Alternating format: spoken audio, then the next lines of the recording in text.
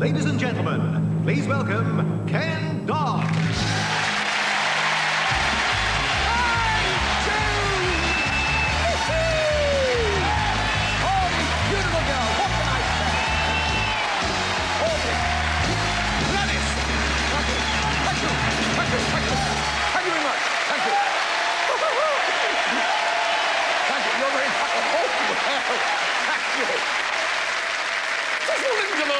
Gentlemen, my Lord Mayor, Lady Mayoress. My gracious Lord Mayor, good gracious Lady Mayoress. First of all, folks, I'd like to say how tickled I am. Well, I said, how tickled I am. Did you see that? I'll do it again. This lady seemed to like it. Put the binoculars away now, dear. You're looking down the wrong end, anyway. My age, that's all I need. Now, be honest, lady, is this the first time you've seen a Chippendale? I'd like to say, how tickled I am, how completely discombobulated, how full of plumptiousness to be here tonight. An audience with LWT. LWT, a long wait for a titter. Now, ladies and gentlemen, what an audience, we've got a special audience. Now, I think it'd be a good idea. We watched you coming in, you know. We peeped through the curtains. We saw you all staggering along the South Bank, all using your inhalers. Elastic stockings flapping in the breeze.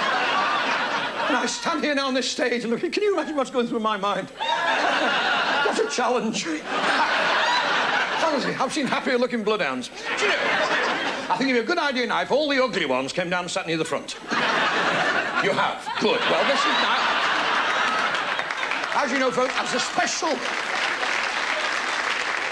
special concession, people with big ears were allowed in half price.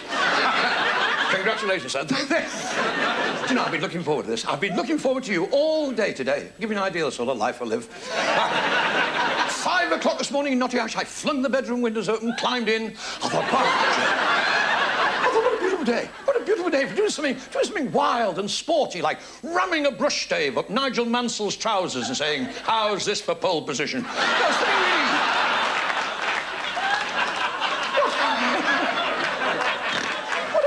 for taking all your clothes off, strapping your legs around the back of your neck and shouting, how's this for an oven-ready turkey? Ready when you are, Bernard Matthews. This. What a beautiful day for going up to a kilted Scotsman standing over a puddle and saying, I see it's a full moon again, Jock. This. Just to think we're all going to spend the next 7.5 hours listening to stuff. Hey? Hey? Oh, yes, we are. Oh, yes, we are. Oh, yes, we are, Mrs. You said you could do it and you wrote in. You see, time, ladies and gentlemen, time doesn't matter. It doesn't matter to me. This is the way I look at it. Time matters not one jot. Let's all say that together. Time matters not one jot. Time matters not one jot. I'll ask you again in about 6 hours' time. There's one thing about my shows, folks. You always go home in the daylight. And here's I've got to tell you, this studio's all been completely computerised. Oh, yes, we've all gone digital. Yes, all your statistics and personal details are noted on this computer. When you came in through the security... Hang on, I'll just get it for you. This, when you come in this evening, you walk through a security screen. Oh, yes, you passed. Did you feel a tingle as you came in, Mrs... It should have gone right through to your corsets. You did. Well, come and see me after the show. Just make sure you're properly earthed. Here are all the computer statistics of our audience here at LWT. In the audience, somewhere there, we've got 7 bricklayers, 6 carpet fitters, 2 taxi drivers, and a double glazing salesman. There he is over there, talking to himself.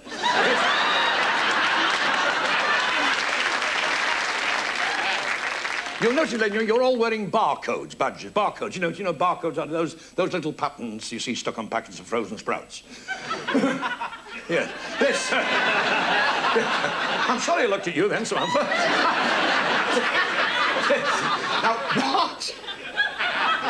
what does your barcode tell me about you, sir? You, the gentleman there. You say you take a size 10 in hats, you have a bunion on your left big toe, and a cocker spaniel called Eric.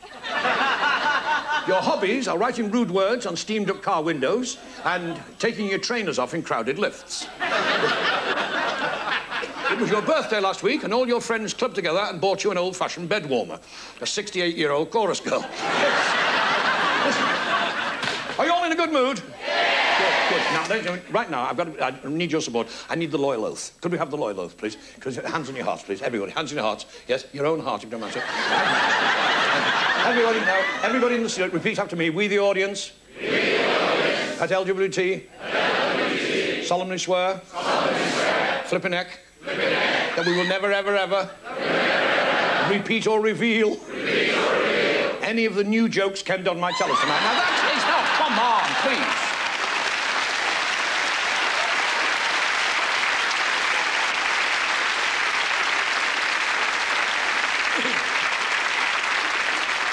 What's a galaxy day? The last time I saw so many stars was when I banged my head on the mangle. Our first star question tonight comes from the lovely Hannah Gordon, an actress of many parts, all of them in beautiful condition. Hannah Gordon. Are you there, Hannah? Yes, I'm here. Ken, I would like to ask you if you actually came from a show business background. Were you a funny child? Now, listen, when I was a little baby, I'd like to tell you a story of my life if you've got 5 or 6 hours to spare. No, but I'm going to say, I'll tell you the story of my life. I'm going to say something now. I'm going to say something now, ladies and gentlemen, that you're going to be flabbergasted. Really, you will. You'll say, my, we can hardly believe that. I wasn't a pretty baby.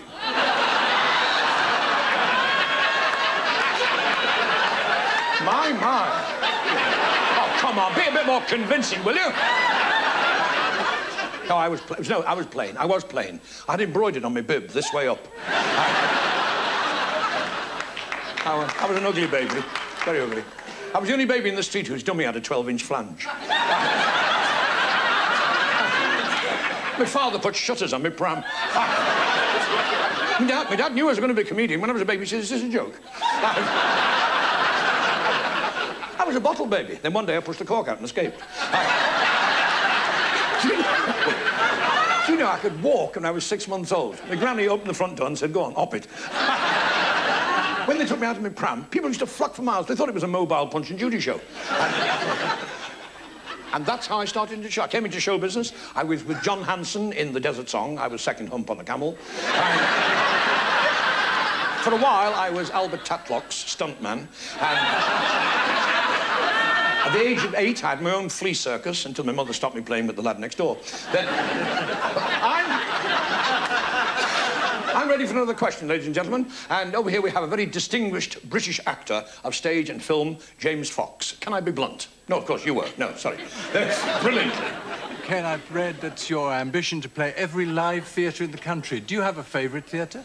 Yes, I do. They're all my theatres. I'm sure, like yourself, all theatres are beautiful. There's the temples of show business, of course. In London, there's the Palladium, and there's beautiful theatres in the north, in Blackpool and Newcastle and Scotland. Is there anybody in from the north? Yes! Anybody in from Lancashire? Yes! Oh, well, you'll recognise tripe when you see it.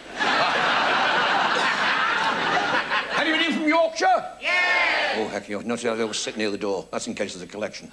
Yes. There's nothing wrong with Yorkshire folk, is there? No. Yorkshire born, Yorkshire bred, strong in the arm. As I say, this is an educational show, you know. When you go out to here tonight, you say, well, that's taught me a lesson. At one time, there was only Noel Coward and me doing this sort of stuff. Oh. But once he'd packed the accordion up, that was it. I was in like a shot. And I do draw, rather like a mustard plaster. I do... When I was a little lad, in my weed, when I walk down the street, people think I'm following them with an accordion.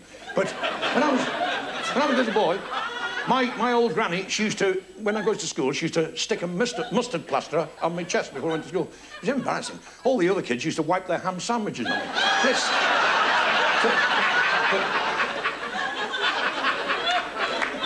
But this is a very intellectual audience here tonight. In here tonight, there's an IQ of about 188. Between them, of course. Hey, I got some marvellous educational news last week. What day? It was Tuesday this week. I came downstairs to get the post, which is a good trick in a bungalow. And I picked it up and I found they've informed me by letter that I've won a prize in the Reader's Digest draw. No. I've nearly won a prize in the Reader's Digest. Not only that, but my name was specially selected from all the other people I see. Oh, you're actually looking at a person who's going through to stage 2. And I'm going to America with Hoover. Yes. I may be going to Scunthorpe with Electrolux, but I don't know. That isn't confirmed.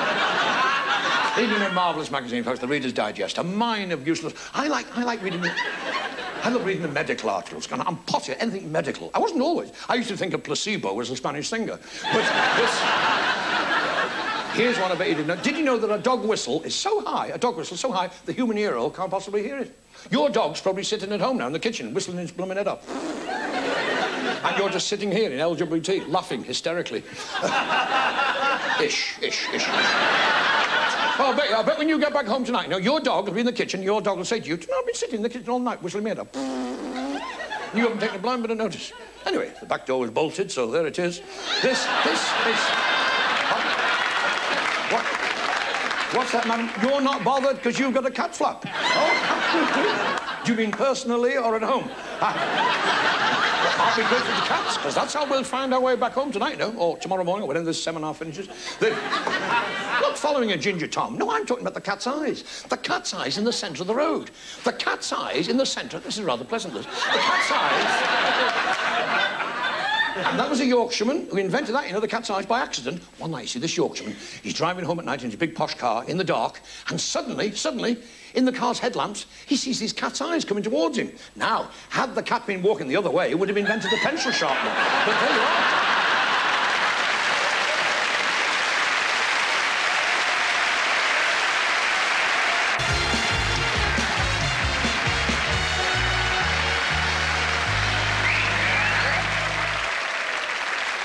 We have another brilliant British actor, ladies and gentlemen, in the audience. A wonderful man, Mr. Martin Jarvis. He was in the famous film Chariots of Fire. He played a wingnut. But his biggest success of all was in the famous West End play, The Barefoot Contessa, when he played a veruca. This... What's on your mind, Martin, besides libel? Well, talking of plays, Ken, you had success, I believe, when you played Malvolio in Shakespeare's Twelfth Night, and I wonder, have you any further plans to appear in straight plays? Yeah, yes, well, you know what it's like, son. You can't get the plays, can you? They're not writing them, are they? No.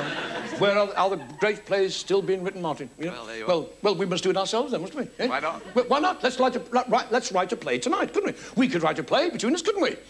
We've all the right people. If we put our heads together, we can make a plank. We could... I could be a villain. I could be a villain. I could sue. I could do some villainous things, you know. At the end of the month, I always go down to the bottom of the garden, wait until the tortoise gets there, then turn it round the other way. I can do some pretty swinish things, you know.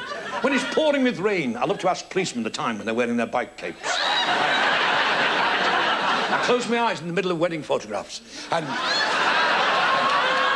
when I'm at home, I deliberately leave the seat up. Yes. 10:30 at night, I always get the dog's lead down from behind the door and then don't go out. But now, this play is based on the film Futile Attraction. And, you've seen it, Futile Attraction, and there's this woman, she's obsessed by me. Naturally, of course. I am a matinee idol. I do very little in the evenings as well.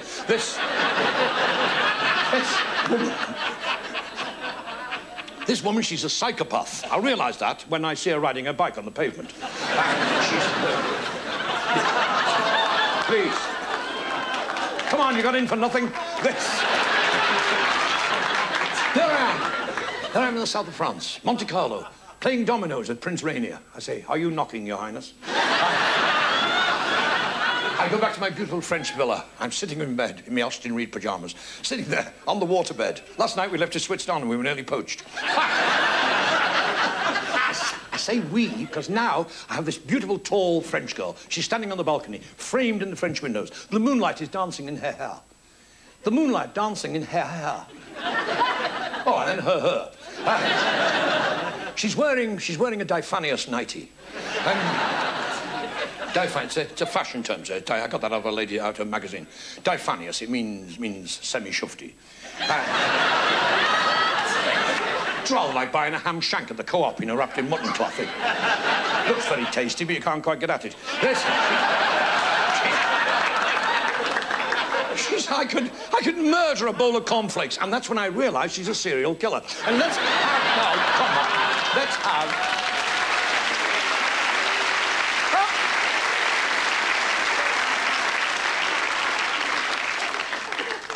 Let's have another question, ladies and gentlemen, from one of my favourite glamour girls tonight, ladies and gentlemen, Molly Sugden.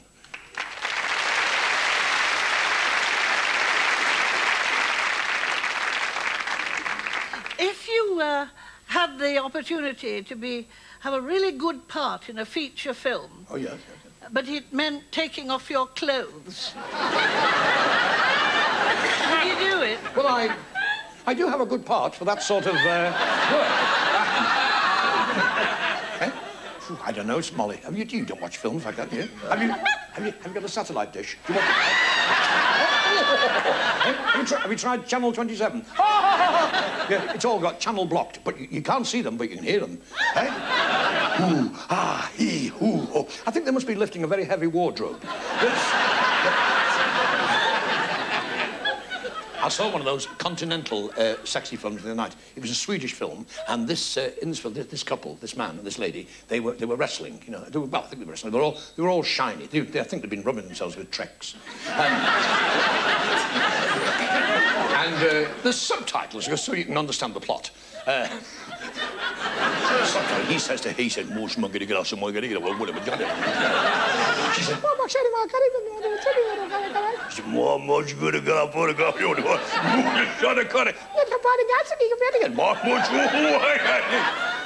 and the subtitle comes along the bottom. Can you smell gas in here?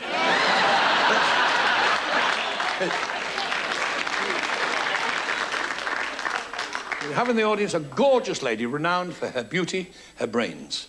As the star of that wonderful programme, Tomorrow's World, Miss Carol Vorderman.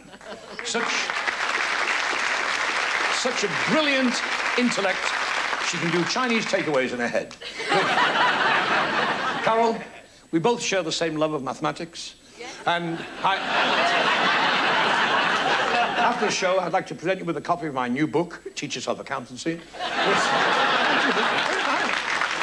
I mean, based on my personal experience, it's called The Mysterious World of Numbers. I should read it from back to front. Yet I'm heavily into science and also science fiction, and not a lot of people know this, but you once appeared in Doctor Who, did you not? Doctor Who, yes. Yes. Yes. Are you heavily into science fiction? Oh, yes. I mean, sci-fi, yes. Mm. Oh, yes. I saw this science fiction film in our house the other night. It was all about this. It was all about this astronaut. This astronaut, he shot up into space. He went 3 times around the galaxy. He brought the spacecraft back to Earth. He swooped low over the Bernard Manning Memorial Sewage Farm.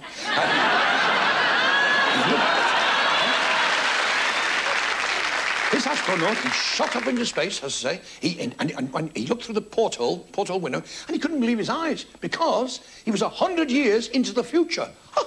100 years in the future, and everything on Earth had changed. There were no roadworks on the M6. Oh, stop it, you go too far. Not on the M6, you won't. Our show this evening, ladies and gentlemen, is graced by the presence of a renowned concert artiste. A star of many platforms, as those of you who travel from King's Cross or St Pancras will know. Dame Hilda Brackett. Dame Hilda.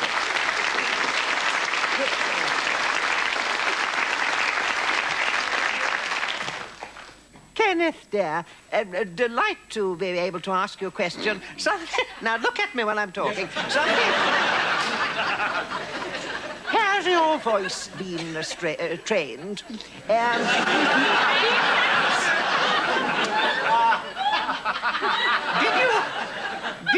Did you ever nurture a wish to go into grand opera? You do so well, dear. Yeah, thank you. Thank you, Mr. Miller. Well, actually, Tim Miller, I have had my voice trained. They put newspapers down for it, and I can actually cover 5 octaves. I've had my legs stretched. I don't know about opera. I don't know, because opera is very confusing. Opera is where a man gets stabbed, and instead of bleeding, he sings. So, I like singing, and I think singing makes you happy, and I like happy songs, and you like happy songs, don't you? Yeah, of course. So, Maestro, have you any ha-ha music? Ha-ha, ha-ha. Come on, girls. Here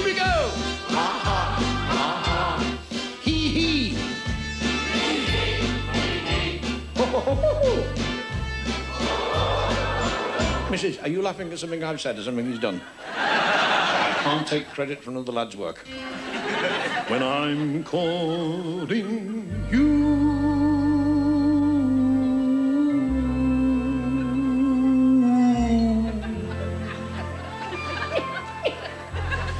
will you answer?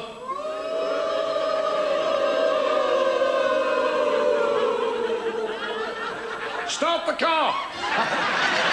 Just one cornetto.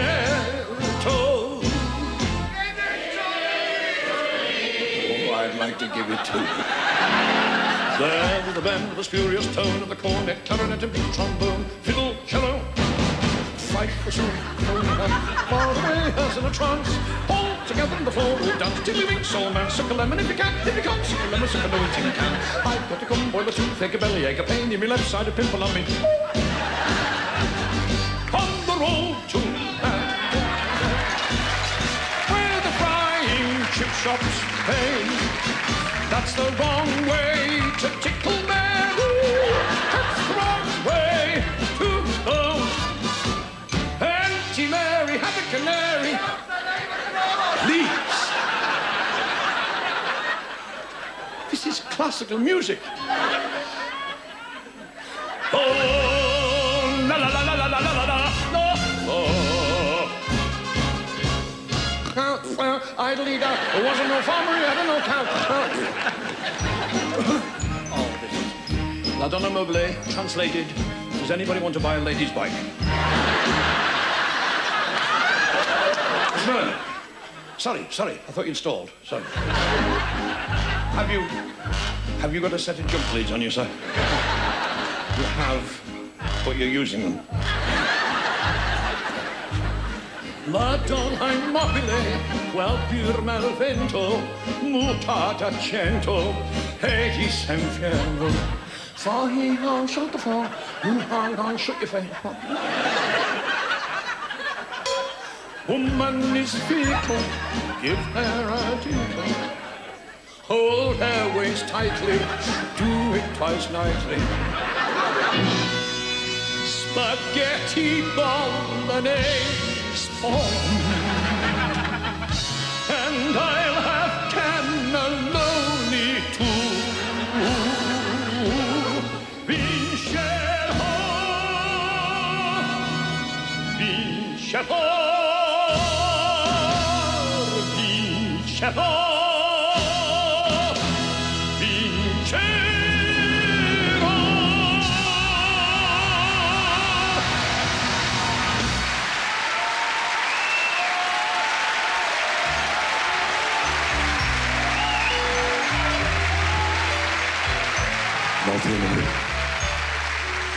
Molti amore, sempre amore.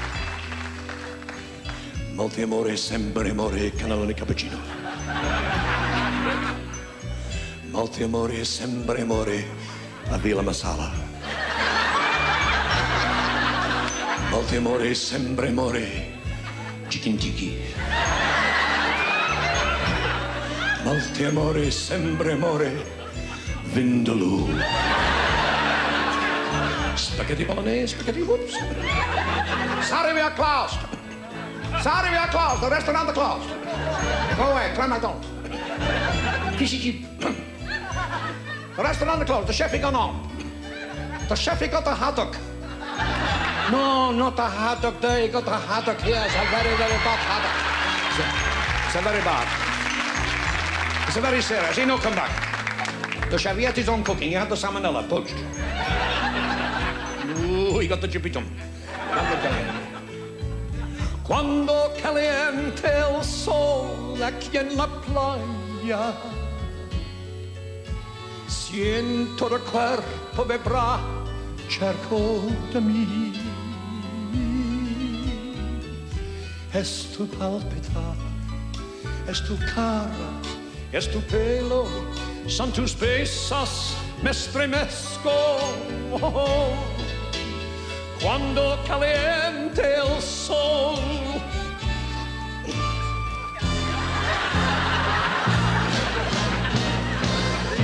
Love me with all of your heart.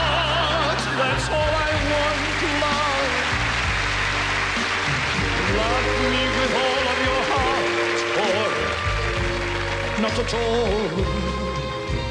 Just promise me this, that you will give me all your kisses every winter, every summer, every fall.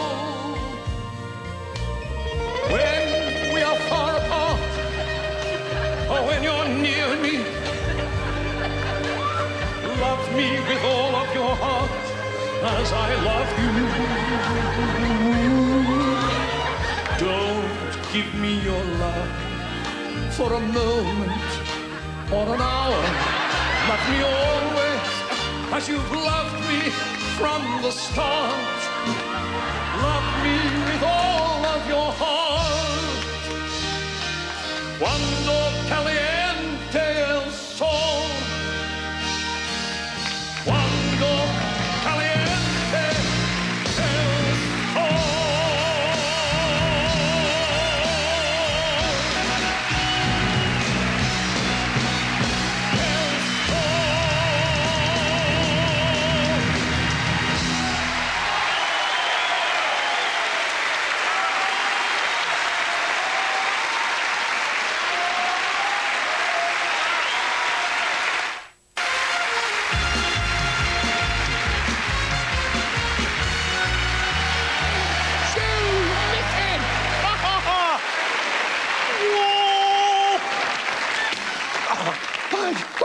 wonderful atmosphere in here tonight, just like a clinic. This, friends, because I feel I can call you friends now, not for much longer. Friends, tonight's Ticklemas Eve. Tonight's Ticklemas Eve and tomorrow's Ticklemas Day. I've had them especially refluffed for you tonight. Oh, Gladys, you're going to get it.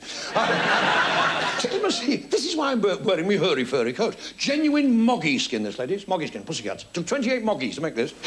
All Toms. It's full of life, this coat. I've got a pair of underpants made of the same stuff. Moggy skin, long johns. When I walk down our street, people say, "Ah, here he comes." Here he comes. It's a joke. Well, that's definitely a joke. It is a joke. I recognise them. That's what we professional humourists, what we call a shaft of wit. And this is, well, that's something similar, sir. Right, this, ladies and gentlemen, I've got a gentleman in the audience, ladies and gentlemen, over here. Give my respect. Yes. You get these suits by sending away the tops of 12 birds' custard packets. A young man over here, ladies and gentlemen, a man who works miracles. The world's greatest wizard, Paul Daniels.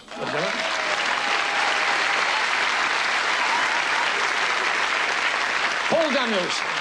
A magician who is so small, the rabbit keeps dragging him back into the hat. Yes. Paul Daniels, he's working very hard now on his most spectacular and difficult illusion, how to make David Copperfield disappear. Yes. Paul, amaze me with your question. What's that old basket doing on the stage? I'm trying to get laughs.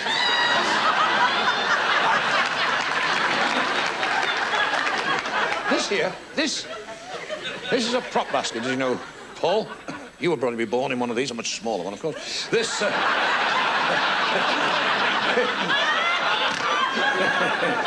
haven't heard that one before. This is an old prop basket, and it's full of props. Comics, all comics love props. Here, for instance, here's the jester's cowl. Now, the jesters all wore these like the fools of the Middle Ages, as opposed to a middle-aged fool, and they... Okay, has a comical effect. The ladies are laughing already. This... They know it reminds them of a donkey. This... Sometimes I wish it was a donkey. Only sometimes, of course. This... You see, the jester had a fool's license. You know, he could do anything he liked. He used to go around hitting the king and all the noblemen over the head with his bladder. And it was very funny if he'd been on the lager the night before. This... Yes, all this is a slapstick. 2 pieces of wood, see? And that's a jester's. That's where the expression comes from, the slapstick. And the red-hot poker, won't bother with that. This is my favourite part. The great drum of Notty-Ash. Eh? A little bit of classical music. Come and join us, silent softly, softly. Oh, I love a drum. You can't beat them. Well, you have to, actually. I never go anywhere without my drum. I love dashing into Tesco's and shouting, I want fourpence off. The special offers I've had, and in an emergency. I mean, supposing, for instance, you, ladies and gentlemen, you were in a strange hotel in London. I know, we found one. And you find yourself in a strange hotel, and it's in the middle of the night, and it's pitch dark, and you don't know where you are, and you can't see the time. Well, stick your drum out of the bedroom window. Go on, love, you've got a beauty. Bung your drum out and go. Somebody always shouts, who the hell's playing a drum at 3:30 in the morning? So, we have a very glamorous young lady here on the front line. A gorgeous girl who you can definitely count on. Well, up to 2 anyway. This Miss Samantha Fox is here. Hello. Hi. Ask me anything you like. OK, well, I will. Don't worry. My question's rather personal, really. I'd like to know where your tickle stick idea comes from, to be honest. Tickling stick? Well, Samantha, yes. A lot of people think, you know, the tickling stick is a sex symbol, but I think it's a fallacy. And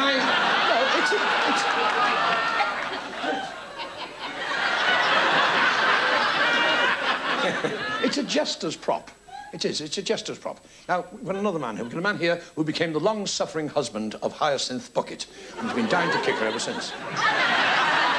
Ladies and gentlemen, welcome Mr. Clive Swift.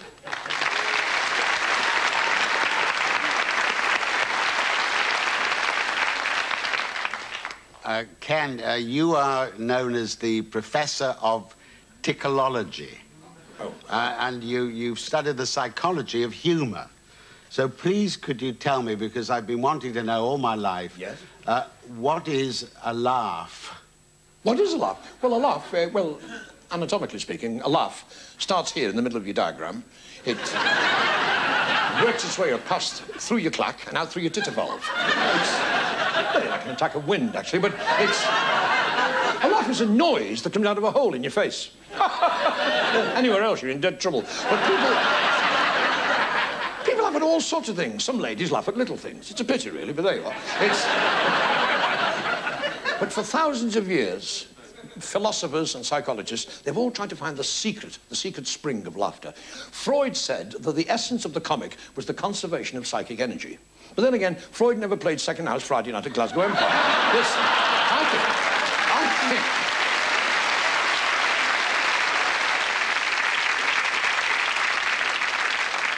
We've got a man over here, ladies and gentlemen. We've got a wonderful man over here who looks like Father Christmas with an attitude. It's Warren Mitchell.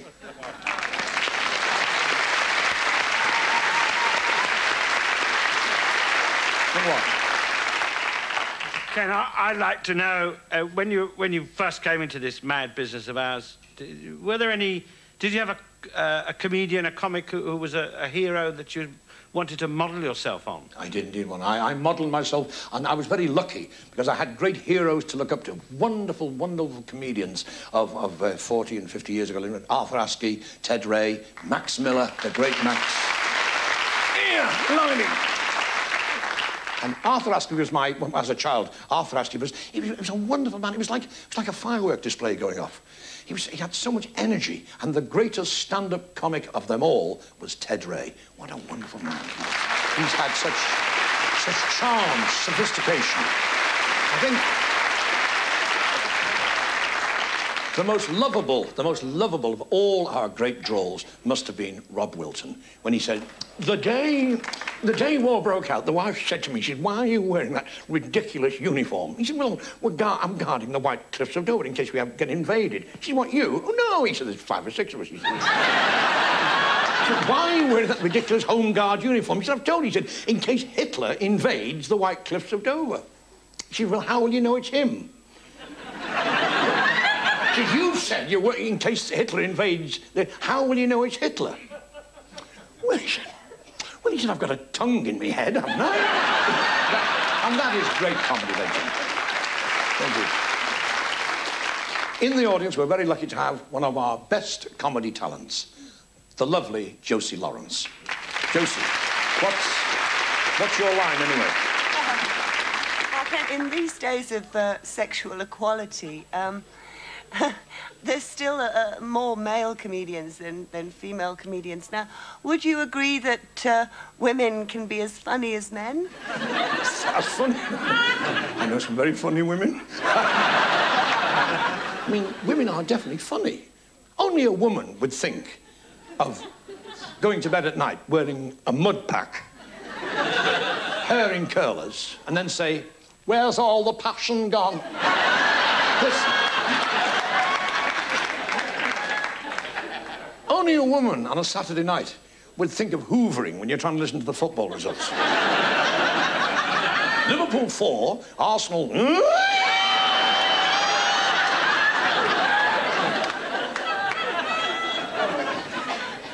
I see over here, ladies and gentlemen, my dear friend, my dear old friend. I don't know whether I can coax him into asking a question because he's so modest and shy and humble. Mr. Frank Carson.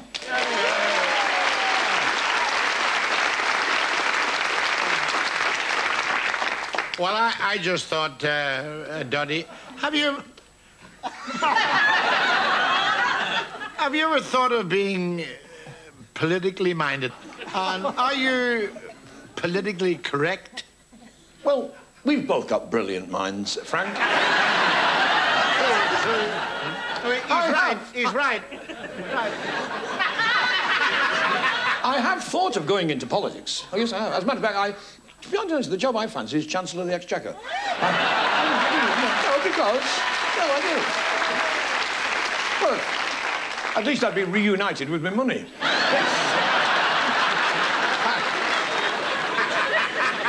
But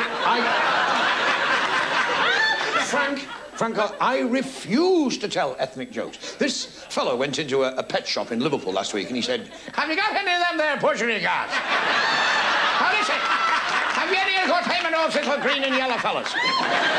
He was from West Liverpool.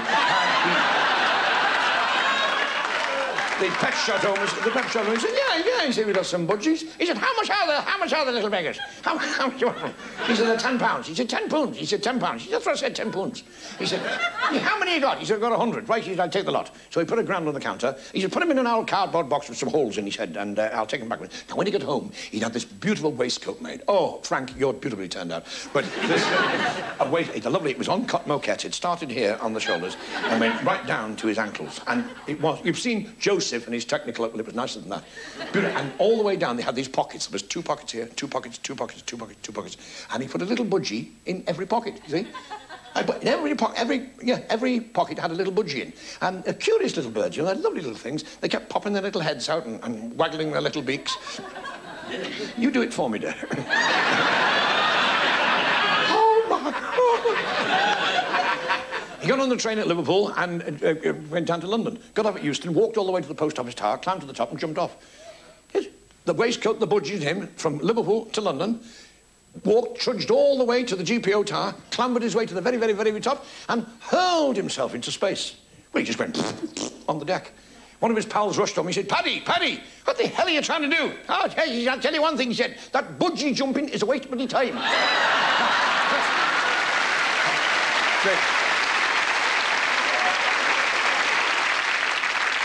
London wasn't always the capital, you know. Wasn't always the capital. At one time, Britain was divided into 2 parts. I'm talking about BC, before Coronation Street.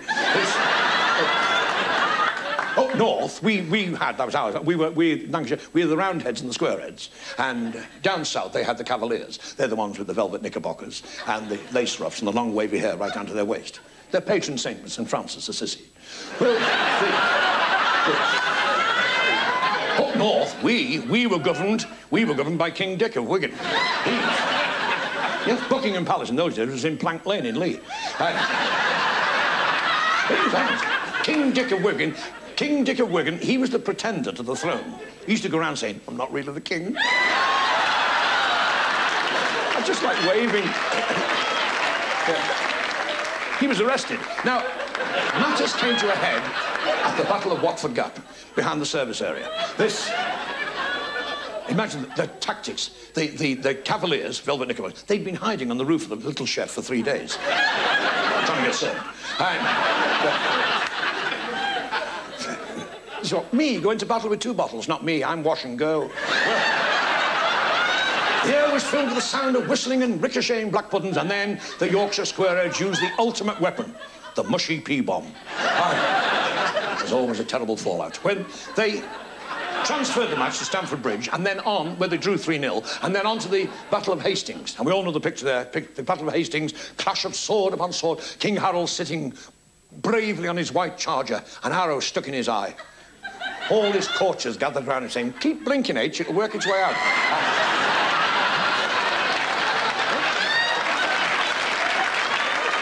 Have you tried blowing your nose? Yes. My dear little Diddy friend, David Hamilton, is here, ladies and gentlemen. Over here.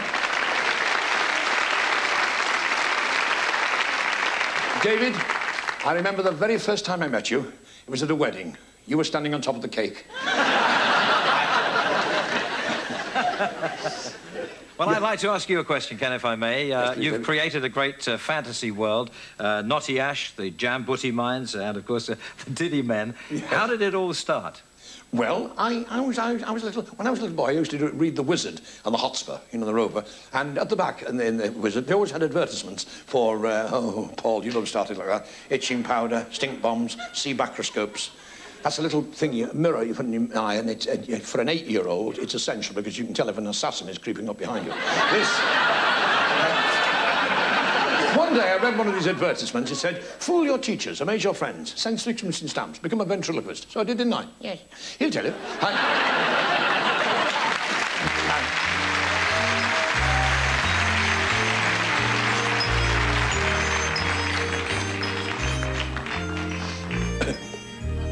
Stop it. Stop squinting. You give yourself a migraine. So you stick like that. That's how I started. So you've arrived? Yes. Pardon? Yes. Well, squeak up. You got here? Yes. And you've walked all the way? Yes. Must be very tired. Yes. But you're glad to be here? Yes. It's for the kids.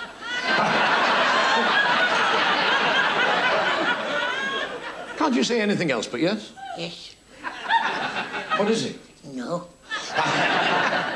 Well, if you've walked all the way, Dickie, you must be very tired and very thirsty. Yes. Would you like a big bottle of brown beer? Watch my lips.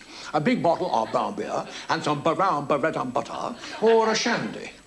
A shandy. Good, good. I'm very pleased to hear that you say that. Now you're going to do the alphabet backwards. Huh? The alphabet, 26 letters of the alphabet. Are you going to do the alphabet backwards? No. Good, good. Well, I'll tell you what to do. Sing a little song for the ladies and gentlemen. What would you like to sing? What do you know? Just don't mess about. Just sing a little song. What would you like to sing? When the red, red rocking comes gog-gog-gogging. Gog-gog-gogging. Are you taking the... Yes. Get on with it. When there are grey skies. Oh, what don't you mind? I don't mind those grey skies. What do I do, Doddy? You make them blue. Glue? Oh, blue. I can't say glue. Who the hell's asked you to say glue? I never said a word about glue. I can say stick tight. What's stick tight got to do with it? It's glue. I know it's glue! I know it is, though, glue in a song! You're shouting. I'm not shouting. I'm soaking wet. You're not soaking wet. Don't exaggerate. You're losing your rag. I'm not losing my rag. Just get on with the song. There's no glue in the song. It's a song about colours. I can say green. I don't want you to say green either. Just do the song. Just do the song as is. As is. Yes, as is, as it is, as it was, as it was. It might do it. Just do the song as is. As is. Yes. What's my name? Sonny boy. Friends may forsake me. Oh. What can they do, Glue? Let them all forsake me. Who you got in the end? I still have you. What is my name, Aziz? Sonny boy.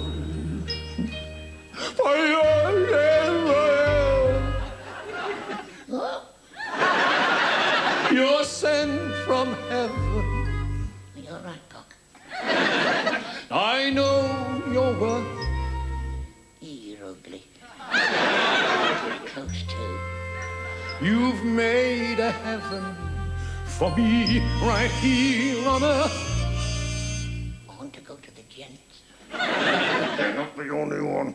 And when I'm old and grey, dear. What do you mean, when? Promise you won't stray, dear. I'm gonna be sick. 'Cause I love you so. What is my name, Aziz? Sonny boy.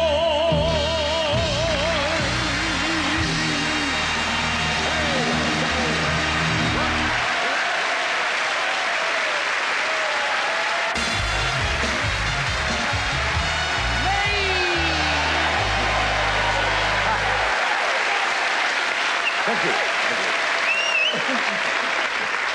It's me, Mrs. Omar Sharif. Oh, Roshi, why not? I've often been mistaken for his camel. Oh, tonight is romantic night, isn't it, girls? Yes. Okay, someone's on a promise. All over Britain tonight, romantic, frisky ladies, just like you'll all be sitting up in bed tonight and saying, Harry. Harry. All right, then, Charlie. So, I used to think I was marvellous in bed. Then I found out all my girlfriends had asthma. Actually, I was so worried at one time, I thought I'd consult Dr. Ruth. And, have you seen her, Dr. Ruth? She looks like a little prune. She looks like... She talks like Sigmund Freud and looks like Clement Freud. I went round to Dr. Ruth's office, and what a woman. There she was, professional to the last, drawing moustaches on Pirelli calendars. And she said, come inside, she said, come inside. Where have you left your motorbike? Is it 500cc? Is it 3? It doesn't matter. Size is not important. Talk to me, she said. I want to hear every mucky little detail of your grubby little mind. She said, tell me first, do you know the difference between men and women? I said, of course they're women. They're the ones with the squeaky voices who dance backwards. And keep asking for money. She said, but do you know, she said, do you know how to charm a lady, how to charm a woman? Do you know how to make her feel good? I said, of course I do. And by the way, you've got some spinach between your teeth.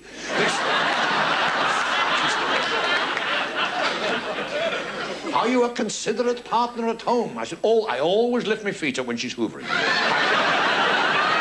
She said, do you know what an erogenous zone is? I said, I know you can't park there after 6 o'clock. She said, have you ever tried an aphrodisiac? I said, I went out with a Norwegian girl once.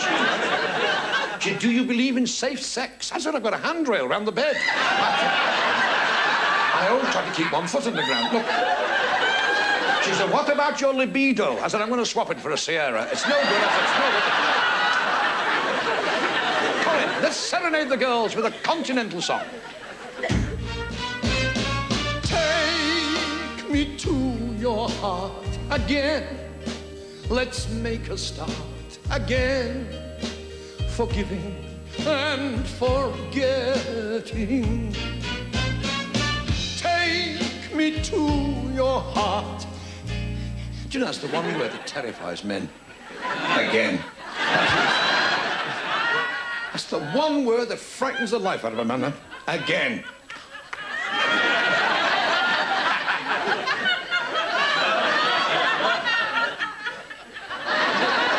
I think ladies these days are getting very, very domineering, even a little bit bossy sometimes, aren't they, lads? Yeah! Come on, fellas, think about women these days, they're getting a bit too pushy, aren't they, lads? Yeah! Yeah! Well, we're not going to put up with it much longer, are we, lads? What are we going to do about it, lads? Nothing. As long as we know what the battle plan is. All over Britain, all over Britain, all over Britain at night, men, big men, strong men, are lying alone in bed, trembling with fear under the duvet. Don't leave me, Teddy. Big men, macho men, lying in bed, terrified when they hear cell block H finishing downstairs. And they know that she'll shortly be coming up for a spot of corrective training.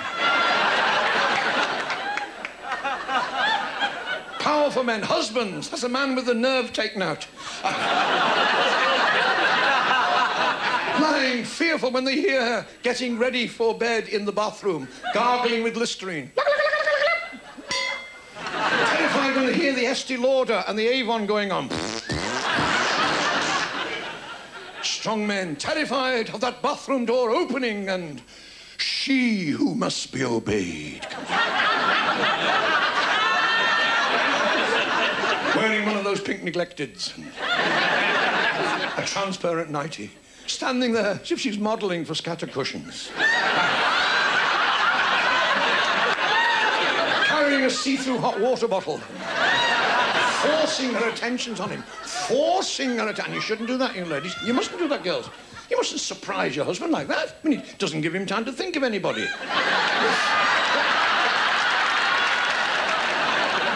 You see, love and romance is different all over the world. In France, when a lady's having a romantic interlude, she looks up and she says, "Oh, sacre bleu. Oh, sacre flippin' bleu.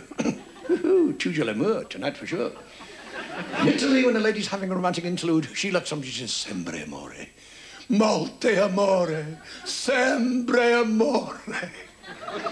In Britain, when a lady's having a romantic interlude, she looks up and she said, "That ceiling needs doing there. It's all gone flaky.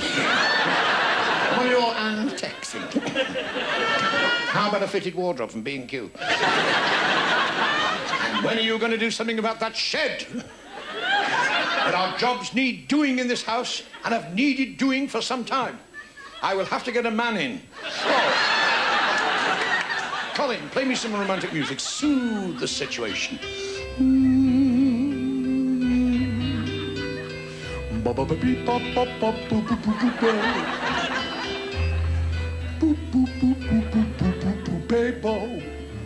I don't know this one, it's very nice, isn't it? Transport us to a land of beautiful love songs. Who will ever remember Ivan Novello's "I've Caught My Lilacs in the Spring Again"? Beautiful romantic ballads that can set men's pulses racing. I can't get over a girl like you. So get up and make the tea yourself. There are tears on my pillow. The rest of the bed seems all right. I do have romantic moments. I was walking down the road this morning and this young lady came up to me. She said, "Hello, handsome, can you tell me the way to the opticians?" Well, I flatter myself I get on very well, young people. As a matter of fact, they call me a Richard Head. And, "Hello, old Richard Head," they shout. "Go off," or words to that effect. The vicar said to me last Sunday, he said, "Kenneth, isn't it wonderful to see the young people walking down the road carrying the good book?" I said, "They're taking their videos back." They hire these blasted videos all about wheel walls and vampires. Fancy anybody paying good money to watch somebody with long hair and big teeth.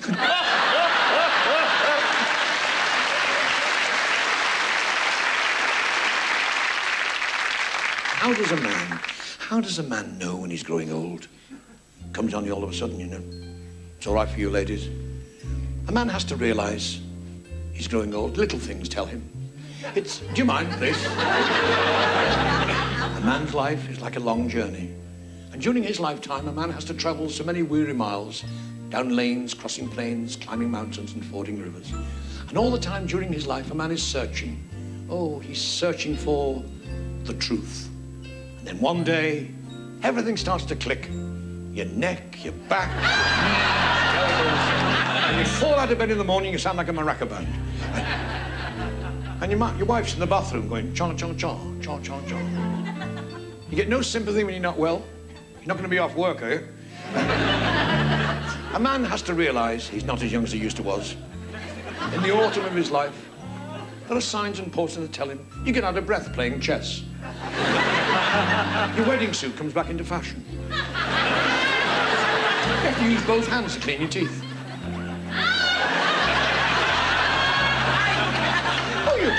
Oh, you still chase after girls, but you can't remember why. And your wife doesn't mind you chasing after girls, because she says, our dog chases after cars and he can't drive. You wake up one morning and find you got a bald-headed son. Your wife makes you wear dark trousers when you go out. You can't walk down the road like that. You can't go like that. Go and stand by the fire for 10 minutes. Go on. Here, I'll use the hairdryer. All right. When you do go out, people start helping you onto the bus. When you just got off the blasted thing. Now, ladies never grow old, do you, girls? No. You look so beautiful tonight, and you always will look beautiful, ladies. Ladies are always beautiful. But you'll know you're knocking on just a little bit, girls, because at Christmas time, everybody gives you lavender bath cubes for Christmas. Your family start taking you home early from parties.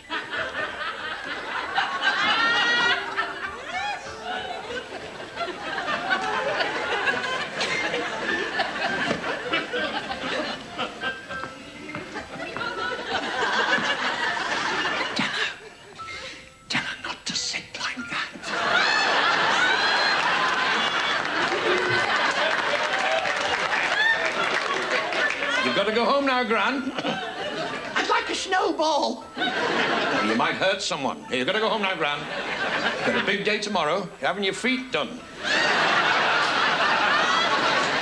You'll never grow old, ladies and gentlemen. You know why? Because you've all got lovely chuckle muscles. That's what keeps you young, you know, your chuckle muscle. And if you use and exercise your chuckle muscle every day and have a good old laugh, or better still, make somebody else laugh, you'll always stay young and frisky and healthy. But if you don't use your chuckle muscle, it dries up and drops off. And tonight, we've heard the most beautiful sound in the world, the sound of laughter and happiness. Forget all your troubles. I'm fully paid up now till 1975.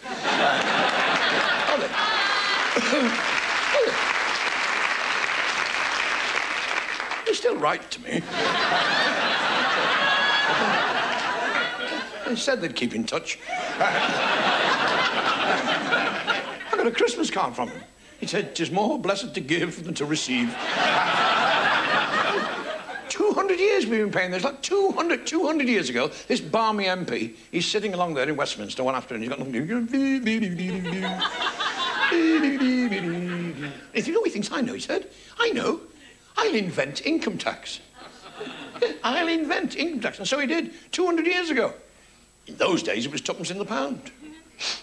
I thought it still was. Ladies and gentlemen, thank you for being a wonderful...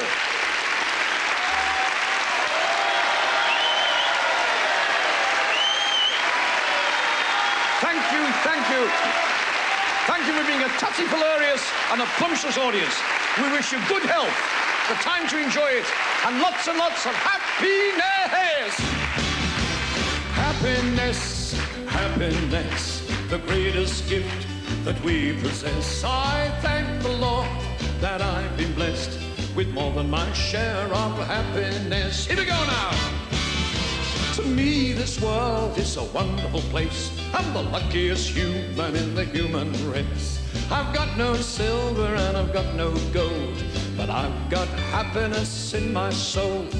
Happiness to me is ocean tide, a sunset fading on a mountainside, a big old heaven full of stars above, when I'm in the arms of the one I love. Oh, happiness, come on, happiness, the greatest gift that we possess. I thank the Lord that we've been blessed with more than our share of everybody.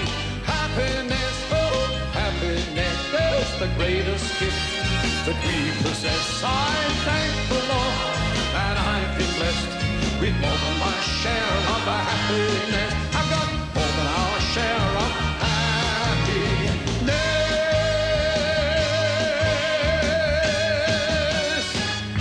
Happiness for you! Happiness for you!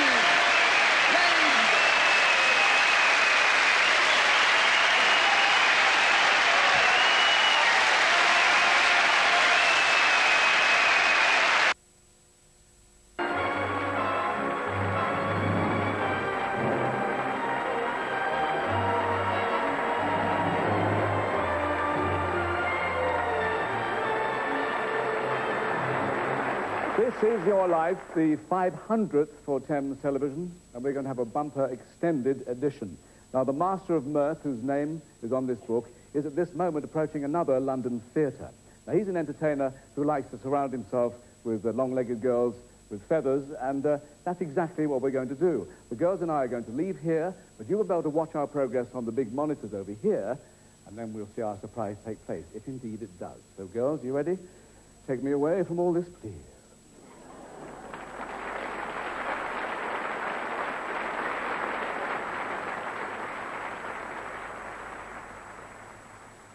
It's exactly 25 years since the gentleman in question had a 42-week run here at the London Palladium. And he's due here today for a meeting about a rerun in September. Right, keep watching back at our theatre because he's on his way. Now, girls, would you like to take your positions? Hide away. Off you go. And I'll do the same.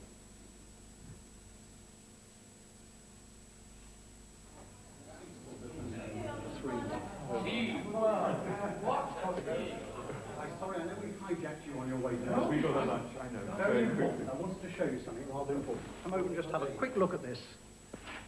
I think you'll find it quite a strange. Does look nice, doesn't it? Yeah. It's also a beautiful day for me to say, Ken Dod. Oh, tonight, no. This is your life. How discombobulating. I hoped you'd say that. Oh, no. Yes. We have a... Oh, yes. Yes. Curtain up at the Royalty Theatre, in fact. Dear, my shirt's going up and down my back like a rollerblind. We've got you at last. This way.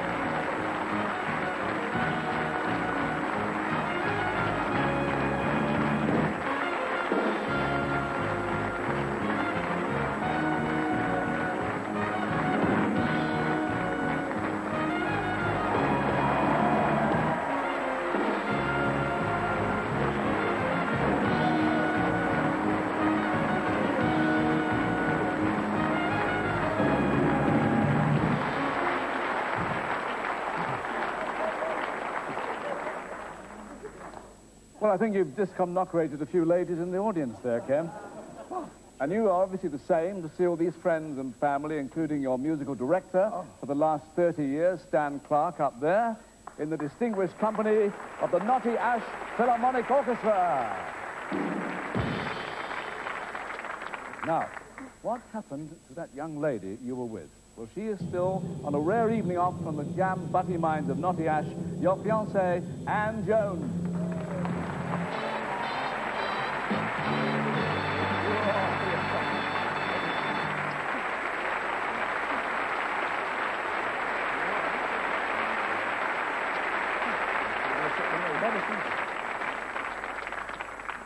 Now, Anne, you used to be a personnel officer, didn't you? Now you work with Ken. Yes. Yes, it was really... I used to work 9 to 5, and now it's 9 to 5, but finish at 5 in the morning. Oh. Well, it's a hard life. Well...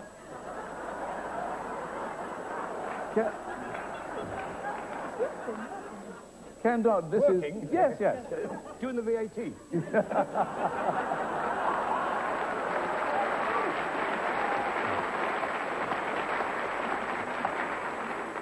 I thought this was it. We haven't done this quarter yet. Well, Ken Dodd, this is your life. You were born on November the 8th, 1927, son of a coal merchant in Liverpool's Knotty Ash. But your comedy-loving father, Arthur, encouraged by your mother, Sarah, certainly fueled your love of laughter. You can be tickled any way you like now, lady. You can be tickled any way you like, thanks to a new post office service called Intertickle. They come and knock at the front door and you shoot down the lobby, or foyer if you live in Harrogate. Open the front door, the telegram boy will be standing there with a huge tickling stick. He'll say, Charlie Allison sent this, love. Happy birthday. Wish you were here. Stop. Wish I was there. Don't stop. Rubbish. Get up.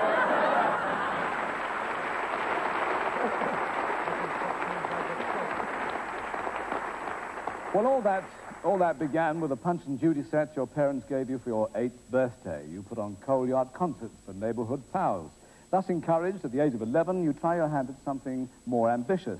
The hand was up the back of a ventriloquist doll.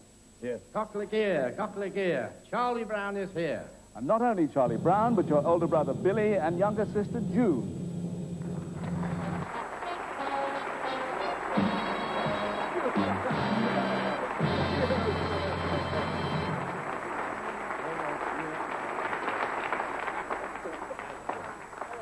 Billy, will you tell us about Charlie Brown? Well, Charlie Brown, my father bought Charlie Brown when Ken was 9 years old. And he did his first professional show at the village hall in Knotty Ash, which he was paid the princely amount of 1 shilling, I believe. Yes. I've still got it.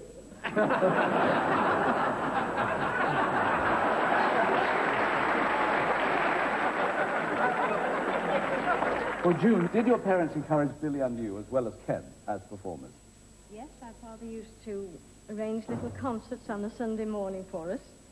And Ken and Bill would give their impression of Flanagan and Allen. And I would do a little tap dance. Like what? Like what? Give us the first.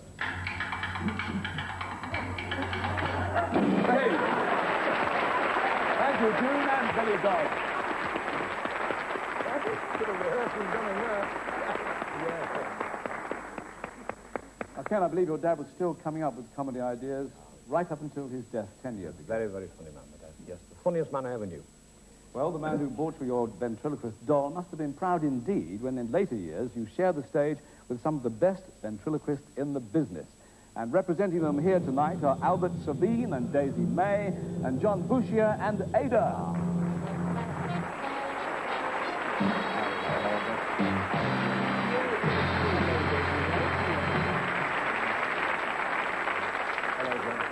Albert, Ken may remember the days when Daisy May was a fella. Yes, actually, I've told several people from time to time, but Daisy May, as you will remember, was the first sex change in the ventriloquist. Is that right? Really? Yes, I was. And Daisy May, I made you from a little boy to a little girl. That's right, Ken. That's the unkindest cut of all. Didn't see the lips move. Thank you, gentlemen.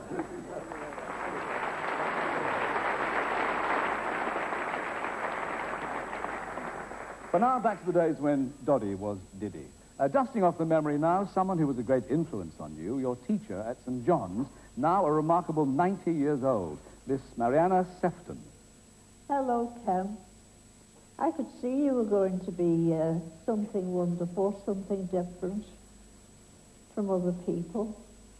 Now I'm older than some of your jokes. But I do love your digging. Have a lovely evening, Ken. Enjoy yourself. Thank you, Miss Sefton.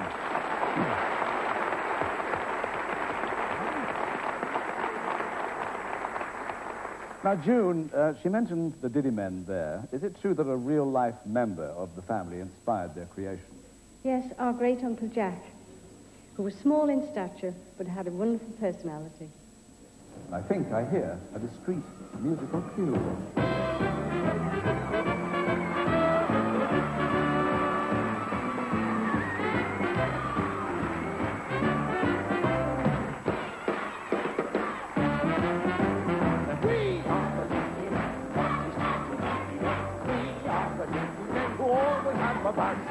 We're full of big noise. We make a gay and diddy noise. We are the diddy men who come from Nottingham. Diddy socks, diddy shoes, diddy hats, diddy true. Around the diddy city, we sing our diddy ditty.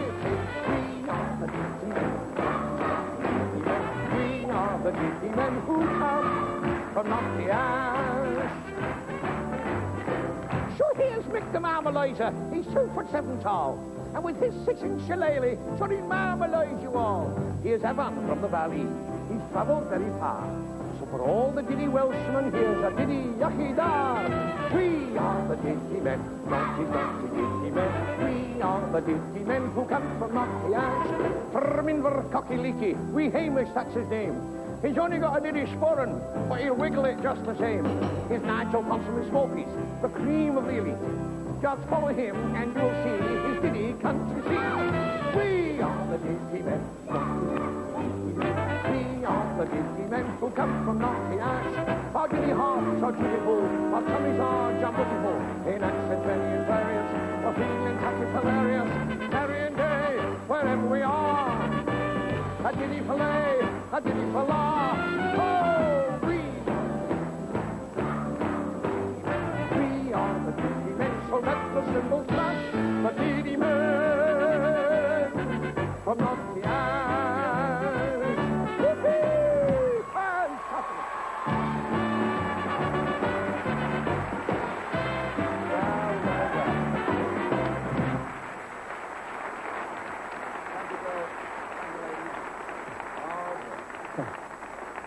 Thanks very much to the Diddies.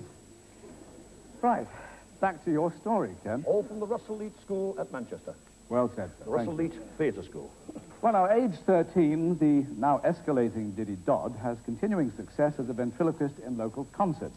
Then comes an incident which is to change the face of British comedy. It certainly changed your face, Ken. You went over the handlebars on your bike, rearranging the front gnashers. Is that right? Mm-hmm. Yes, indeed.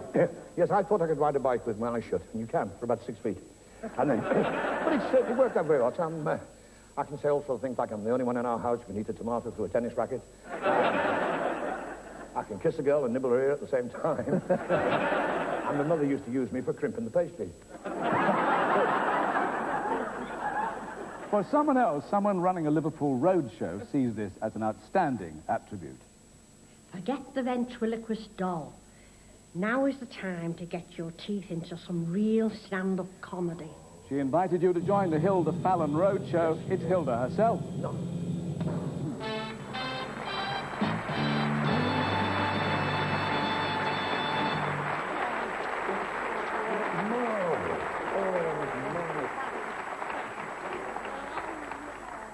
So, Hilda, obviously he preferred your advice to the dentist. Well, he was very nervous at first.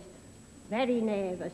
But he took the courage up and he did his first performance in comedy on the Broadway Club in Liverpool. Yes, right? Yes, and he was Mr. Chuckabutty. Yes. Mr. Chuckabutty. And brought on my sister. With a resounding introduction. Ladies and gentlemen, all the way from the Metropolitan Opera House, Bootle, Miss Nellie Cloggett. And here is the lovely Nellie, Hilda's sister Maisie.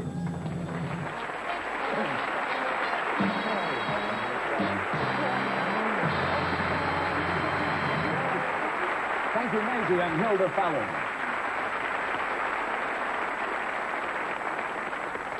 You decide to set up in business for yourself as a door-to-door salesman of household goods.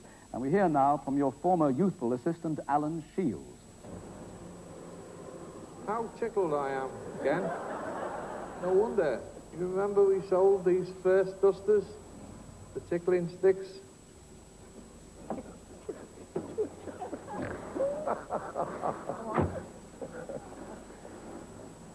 Ah, it's Gladys Evans, one of our best customers. It certainly is. And I remember, Ken, when you would say, would you like some chamber music, missus? And put the pot on your head. Who's that kid on the wall over there? Looks familiar.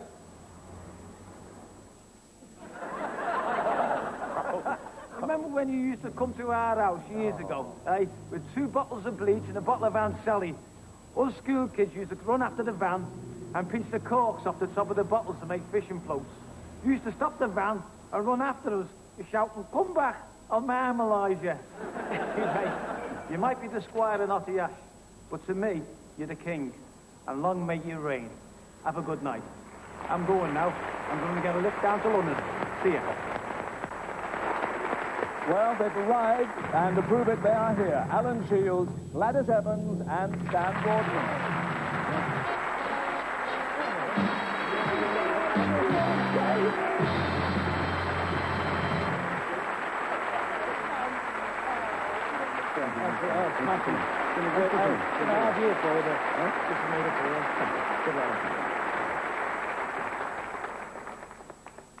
Now, 1954, you make the decision to say goodbye to the travelling hardware and get down to the hard work of being a travelling comic.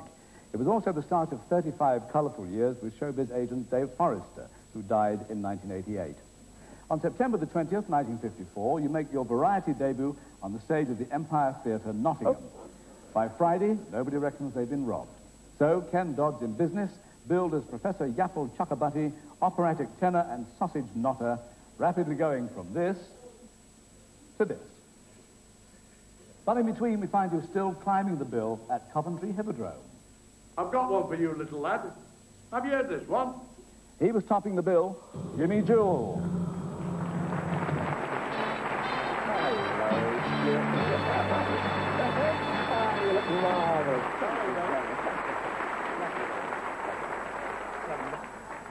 Well, you obviously still think a lot of the young fellow you gave these gags to. That's right.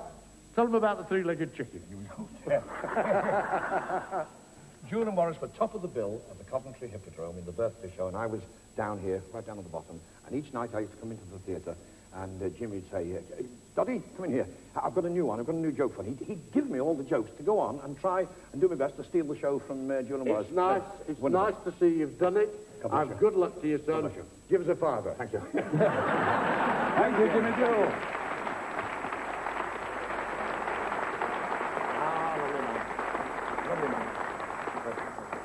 Blackpool beckons, and for 4 seasons, you're the main pillar of the Central Piers pillar.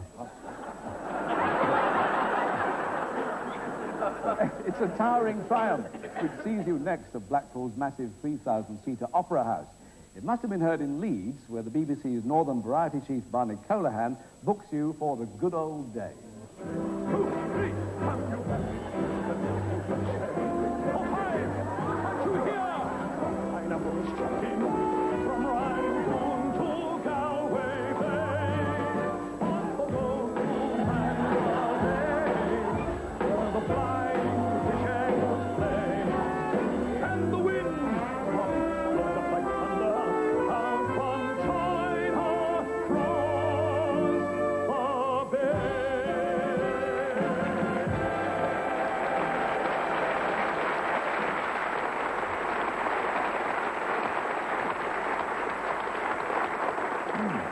Now, in the late 50s, you send out the first of many waves of laughter with your own radio show. Been to France? Have I been to France? Of course I have. Of course. I always stop there for a pint on my way to Switzerland. I nearly married a French girl. She was a dancer in the Moulin Rouge. There was only one thing put me off. She was 16 stone. Dancer, 16 stone? Yes, you know those girls who can? Yeah. Well, she was the one who couldn't. Well, familiar voices and familiar faces over there from those shows. Little wonder, with the ever-increasing popularity of your radio shows, the phone rings, offering you the chance of your own television show.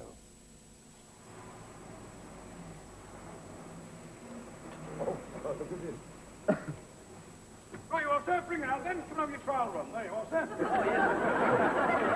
Very nice. Smash your legs a bit. Oh, yes. Very nice. And they come in different colours. Come there. Take it out for a test. Right. Right, let that down.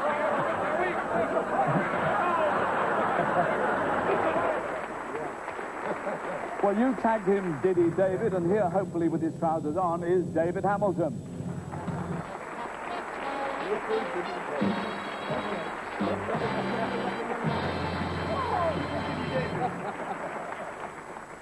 David, how did you become a Doddy Diddy? Actually, we were doing a series called Doddy's Music Box, and while we were doing the rehearsals, Ken called me Diddy David, and everybody started laughing. And he came over to me after the show and said, do you mind me calling you that? Because if you do, I won't do it anymore. But if you don't mind, you said, I think it'll stick. Yeah. Well, it certainly has stuck because it's 23 years ago. Great to see you again. Thank you, David Hamilton.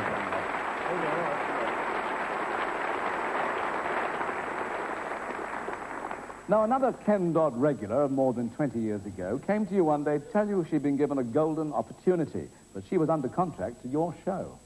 Oh, and Ken, you'd no hesitation in letting me go and grab my chance.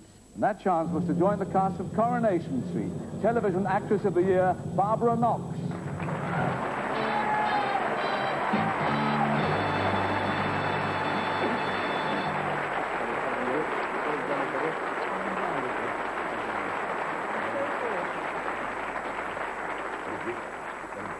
So, Barbara, Ken was helpful when opportunity knocked for you. Yes, he most certainly was.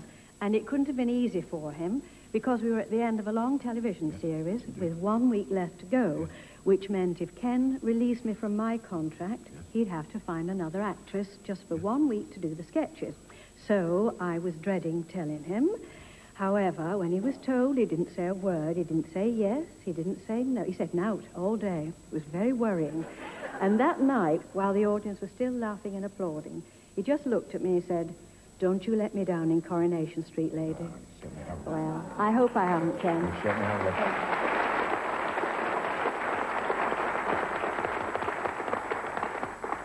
Well, away from the television cameras, Ken, you continue to flourish in front of your beloved variety stage footlights.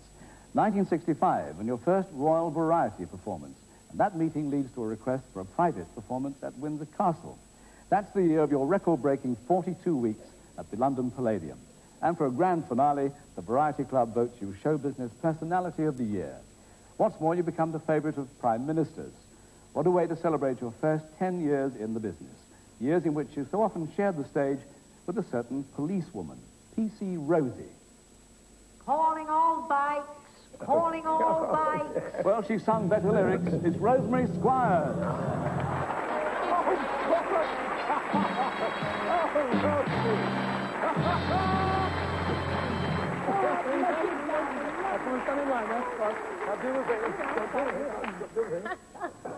All right. Evening all. Evening all. That's right. Evening all. That's right. Where's the ratchet? Oh, yes. Where's the ratchet, Tim? Right. Right. 1, 2, 3. Oh! PC 49.5. Yeah, that's right. Fine of you. You look around. You lovely.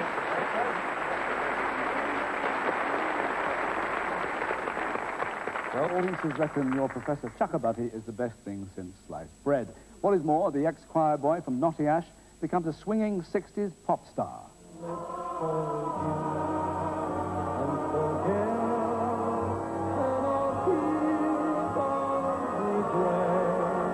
Once more to tears of happiness. Let's forgive and forget. Cannot tears of regret. Once more to tears of happiness.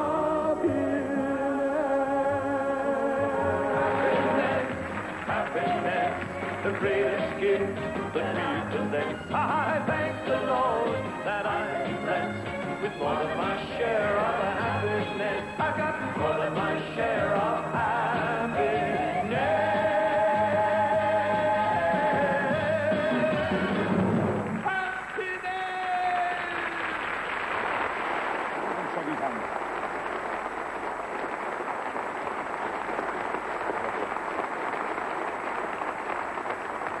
Norman Newell.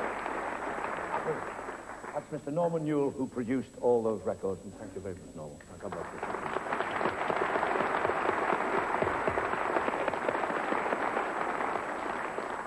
One night, in the middle of his act at a Blackpool theatre, you catch the top of the bill in the middle of his semi-quaver. And by Jove, how tickled I am to get my own back tonight. Oh. The man daring a Doddy impression, Vince Hill.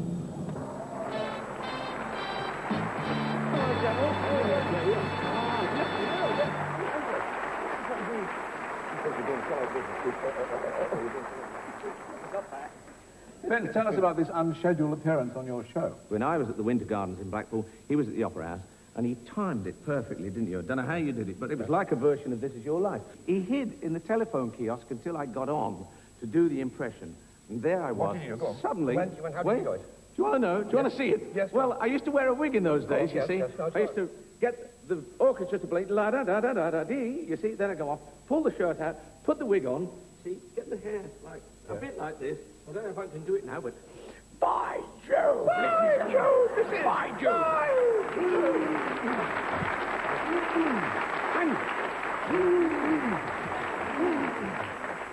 I've got a hole in my trousers. I have to get the wardrobe mister to look into it. Oh, no! Can you hear me up the back? Well, it's a funny place to have your ears. No, chuck it. And all of a sudden, there he was, on the other side of the stage. The audience broke up, just the way they have now. And I went in. And I dashed on and I said, Edelweiss, Edelweiss. But I tell you something, I'm tickled to have turned the tables on him. I am. So I see. And Ken, you don't know this, but Vince has brought along a backing group that you both know well, the Mike Sam Singers. I think you might know these.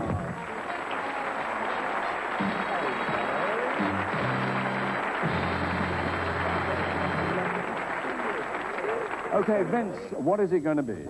Well, I talked to Stan up there, Ken's MD, and we thought we might all get together with Tears. Would you care to join us, Ken? Well. Eh? Would you? He will, won't he? I'll have to start it, I think. You got it. Cheers for souvenirs are all you left me. Just in case, do the action.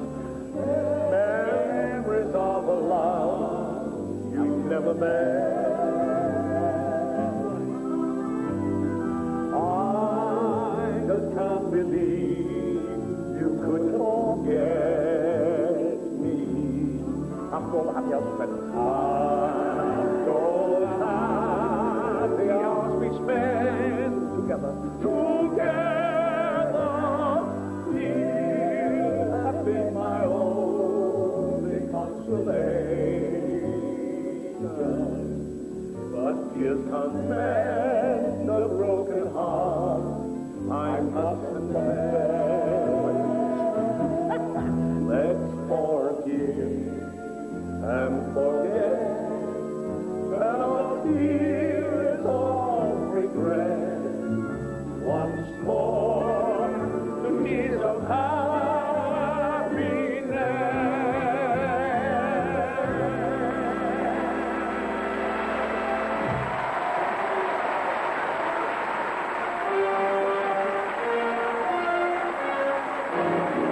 Liverpool airport from a cabaret engagement in the Isle of Man and bumped into someone to whom you offered some friendly advice. Well, I used to be a loudmouth, non-stop talking, wisecracking, overbearing slob. But after your advice, thank heavens now I'm known as the Listening Frank. And the third funniest comedian in Britain. I don't know if you recognize that voice. It is Frank Parsons.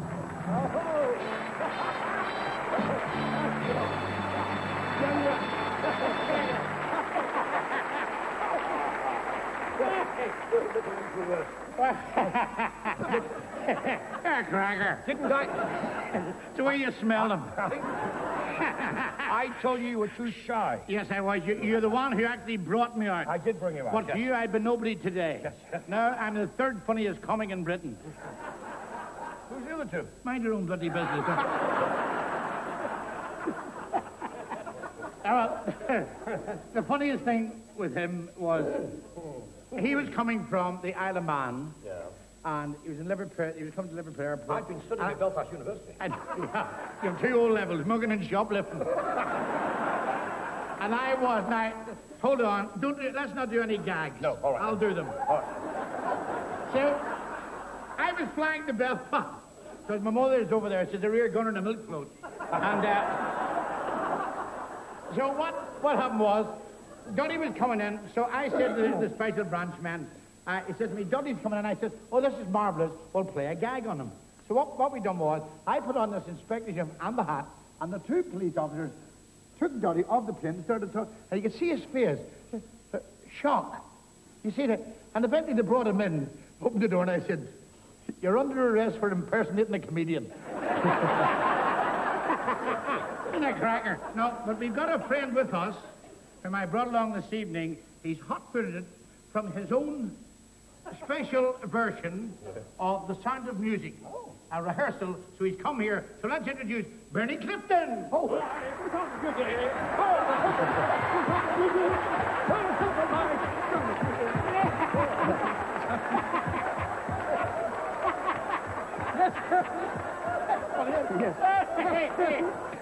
Anyway, it gets me out of the house, Ken. And, there's one last song, Ken. High on a hill is a lonely goat. Thank you, Bernie Clifton and Frank Parsons.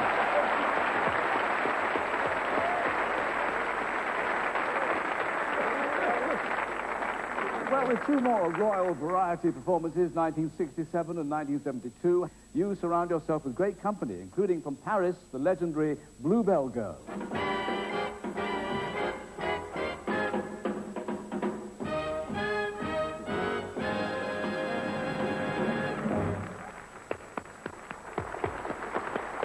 And flown in from Paris tonight, Miss Bluebell herself, Margaret Kelly.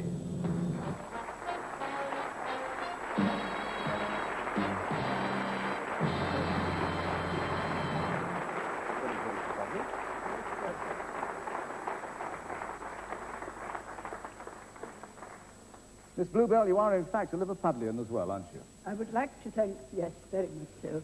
And I would like to tell you that I'm absolutely delighted to be here with you this evening. I think you're absolutely a great talent, and I also a great friend of mine. It's been wonderful to work with you.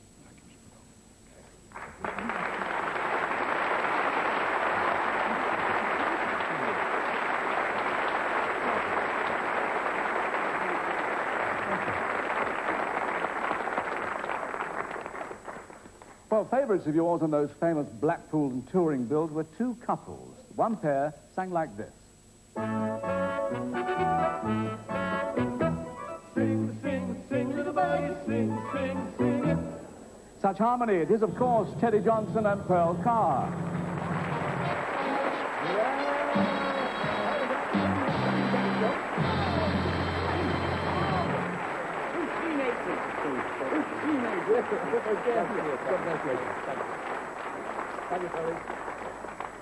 They don't change, you're right. And the other couple were always guaranteed to set the show alight, Stromboli and Sylvia.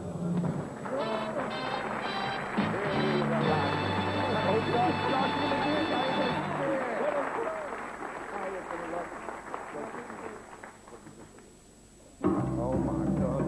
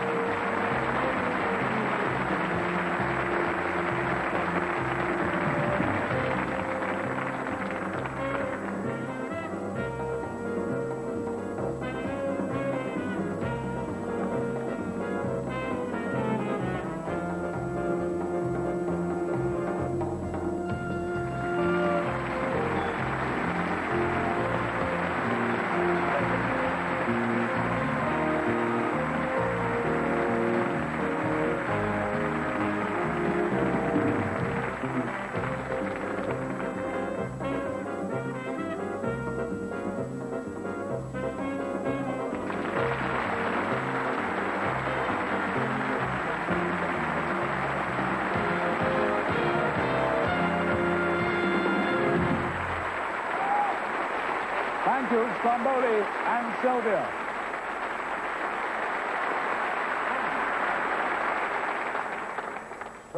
He's actually doing it with green unleaded now, aren't you? Well, variety is the spice of life, and in 1971, you get an offer which couldn't have been more of a change. Mr. Dodd, have you ever thought of appearing in a Shakespeare play? What's more, forsooth, he meant it. Theatre director Anthony Tuckey.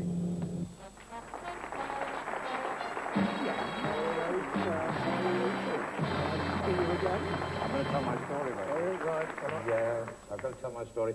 Tucky, he phoned our house in Notting House, and he would he come down to the Playhouse. So he offered me, he said, how would you like to appear in Shakespeare's Twelfth Night? I said, you mean as Feste, the clown, the fool? He said, no. He said, as Malvolio. And after a bit of some talk, and he said I could do it, I said, what makes you think that I could play the part of Malvolio? So he said, well, it's because... No, he said, I won't tell you now. I'll tell you some other time.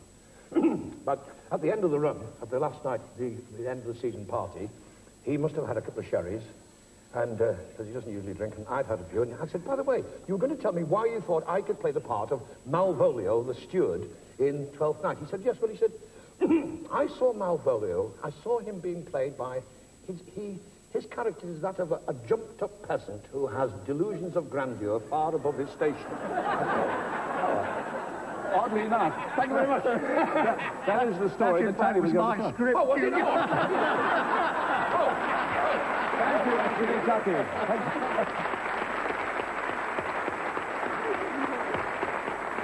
Now, Ken, in more than 30 years at the top of the bill, you've always had a word of encouragement and advice for those on their way up. One young comic had just finished his act one night at the Liverpool club when there was a knock at his dressing room door.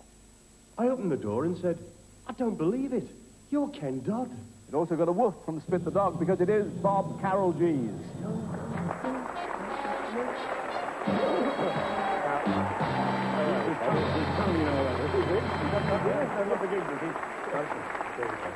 So, Bob, what was Ken doing at the club? Well, he was obviously visiting for some reason, but I happened to... That particular night, I had a good evening, which is unusual for me then, because I was coming up through the business and not very good act. And knocking on his dressing room door, and I've never met a star before, you see, so I was gobsmacked. And he's chatting to me, and I couldn't believe I was talking to Ken Dodd, and he said, if you're interested, he said, I like your act, and I've got a lot of work lined up for you. Well, I had one other date in the diary, so I said, well, I might be quite keen on this. And it ended up with me working 18 months solid with Ken, and I've never looked back since, ladies and gentlemen, so thank you very much. It's your fault. Thank you, Bob Carroll G's. And Spit. Stop looking at me.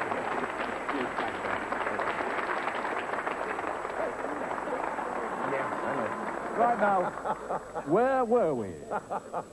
Just a minute, and there's more. Ah, here at his new wellies is Jimmy Cricket. Jim. Little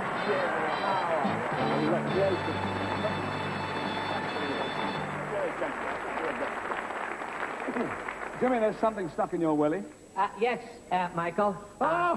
It's the tickling stick that Ken gave me a couple of years ago. I took all my family, and you know I've got a lot, Ken. A lot. I don't have a babysitter, I have a shepherd. And anyway, we all went to the Theatre Royal Nottingham, because I think everybody should see Ken. Folks, he's so tremendous live. He's a master at work, isn't he? And Ken, there's more. Yes. You do give people such value for money, as you say yourself. Nobody gets mugged coming out of your shows because it's always daylight. Thanks, Ken. And there's no more. Thank you, Jimmy Cricket. Thank you.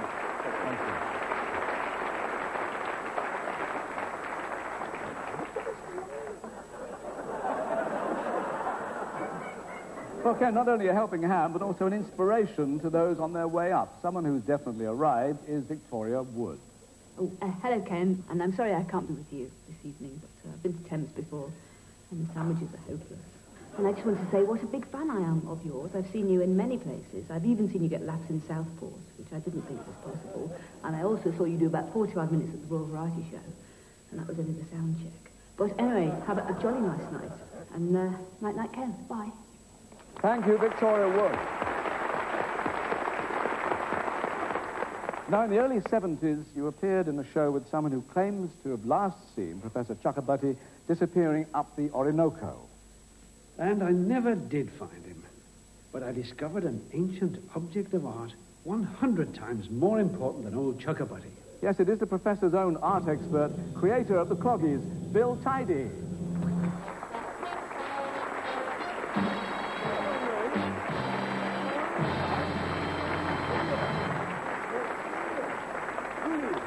very nice. It's a great pleasure to be here.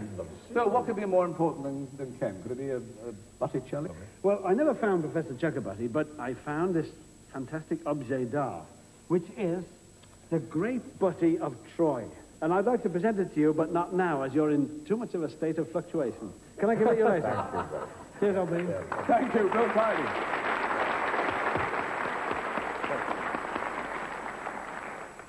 Now, Michael Billington, theatre critic of The Guardian, you took time off from weightier matters to write a book, How Tickled I Am. Why was that? Well, because I thought Ken was a comic genius, and I still do. He was as exciting to write about in his way as Laurence Olivier, say, was in his. I think the great thing about Ken is that, like all really first-rate comedians, he makes you laugh even before he's spoken. And when you come out of a Ken Dodd show, late as it may be, you have a wonderful sense of uplift and cheer. And that's what I love. Thank you. John Fisher now.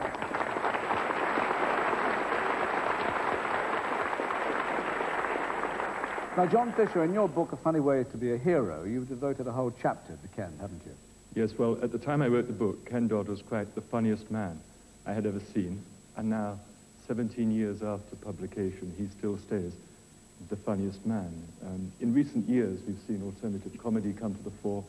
We've seen certain comedians shun a wider audience in favor of cult status. And sadly, comedy has sort of become divided. Well, happily, Ken rises above all that. He remains the one funny man who can make everybody laugh, be it an audience of girl guides, an audience of punks, or an audience of grandmas. I hope that he's not the last of the all-time greats, but I do know that as far as comedy is concerned, there'll never be anybody greater, and he's also a very special human being as well. Thank you, Ken.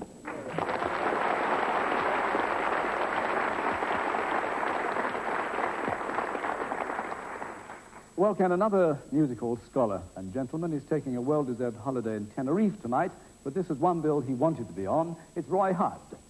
Hello, young man. Well, this is marvellous news, isn't it? Ken Dodd's This Is Your Life. I notice it's twice as long as everybody else's. That's about half the course. But, Ken, I just want to say thank you very much for giving me my real start in radio in this business, which is what has given me all this terrible old place I'm living in now.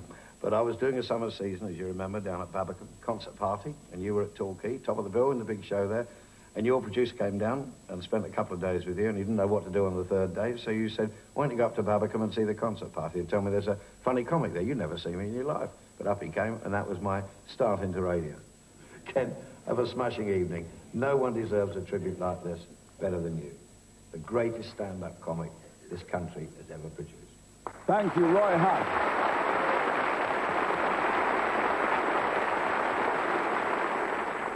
But another old pal and Bill Tupper has managed to drag himself away from it all tonight. In fact, he's right here on the doorstep. On Mother Carey's doorstep, I'm wondering now if little boy Kenny remembers Dan. Dan the man, Danny LaRue.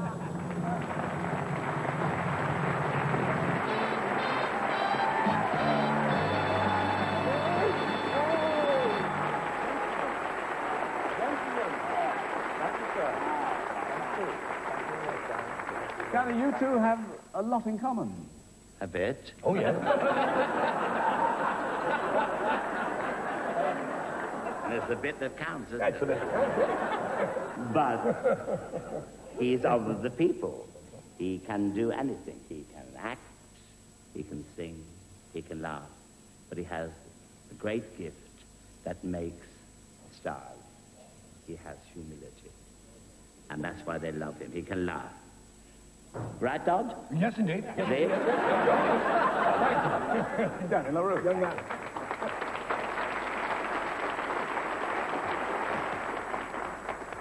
Now, Anne, dare I ask you this question? As Ken pursues his dream of playing every theatre in the land, does he ever find time to relax?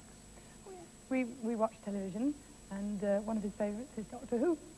I thought you might say that because I know he was such a fan he would have done anything to be in Doctor Who, and so, of course, you were.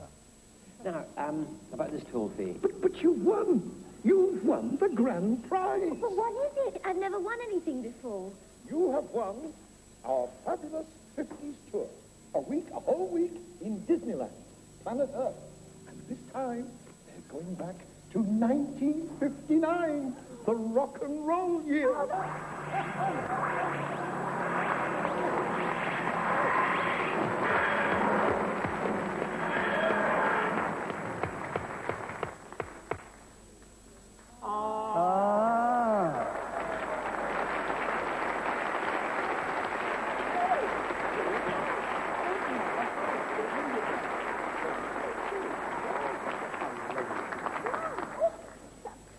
Now, Bonnie Langford, you were Doctor Who's assistant when Ken was on the show. How do you then, as the youngest old-timer in the business, rate Doddy?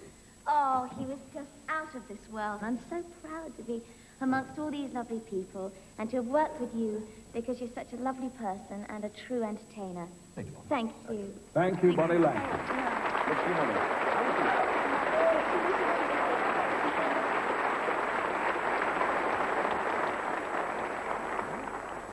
Well, now, Ken, sometimes even the most compulsive of clowns has to disguise a deep sadness. One such occasion was in 1977, with the death from cancer of your longtime companion and fiancée, Anita Boutin, whose brother Bill is here tonight. Now, Bill, Ken became very involved in cancer research. He certainly did. Ken became patron to Satterbridge Cancer Research Trust, and since then has raised more than £8 million for cancer research.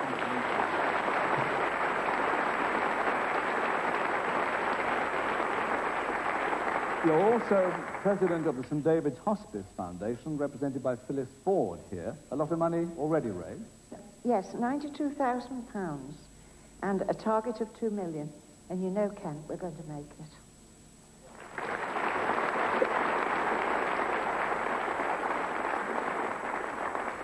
And Phil Kernott and Len Annett of the Good Turn Society and Peter Rogan. You know all about Ken's work for local charities in Liverpool. Yes, indeed, I do. Ken is the most remarkable man I have ever met in my life. No charity is too humble, no cause too small. And he puts as much effort into doing a Cinderella charity show as he would into doing a Royal Variety performance. And Ken, for all the people on Liverpool that you've helped, I echo their thanks, and especially, I'd like to offer a special vote of thanks for those people who are unable to be here tonight because of their disability. They send you their best wishes. God bless you.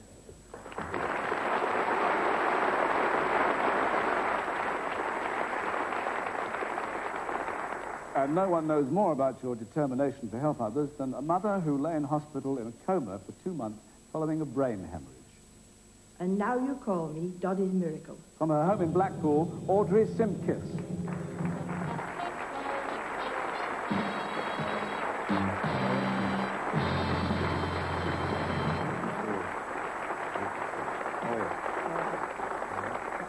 Now, Audrey, you're a great fan of Ken's, of course, and your daughter contacted him in the hope that he could pull you out of this coma. What happened? Well, Ken came to see me, and he sang and he talked to me, and suddenly I opened my eyes and said one word, happiness. Thank you, Audrey Simkis.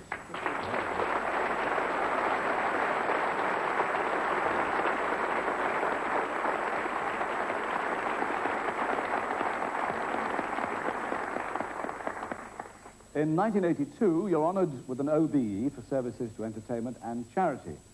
Well, Ken, from your dad's coal yard to Village Hall to the London Palladium, you have played them all. But there was a booking last year you'd have gladly turned down. You went through a traumatic experience in court, and you were found completely innocent. Now, Roy Hudd and John Fisher were there to support you, and another comedy great took the witness box on your behalf, and he's here tonight, Eric Sykes.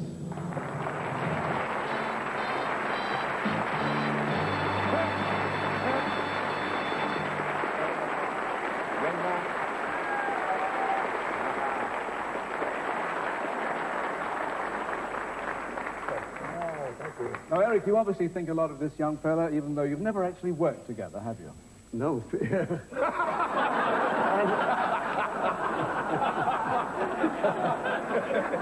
Right, we've got to be up in the morning. Dear old Jimmy Edwards, late Jim, you know, when we were rehearsing for a show at Blackpool, Ken was on the, he was in the show, and he'd already opened, so we went to see it, and we sat through his act. And we sat through it. Halfway through, the people who had to catch their last bus home were going out to catch the last bus. And they were actually backing up the centre aisle. And they didn't want to miss anything. And I've never seen an audience so rocking, like crying and everybody in that theatre was happy. Apart from the people that had to clean up after it. And Jim said to me, he said, that's the way it has to be done. And we looked, and so we went round the back half, so I couldn't get near him, because the corridor and the dressing room was full of people. And, I mean, it's absolutely jam-packed full of people, and there were wheelchairs there, and his little face in the middle with a towel and sweat dripping off him, and I realised that he'd got another hour of this yet. I mean, the people around there, it was like Lourdes on a bank holiday.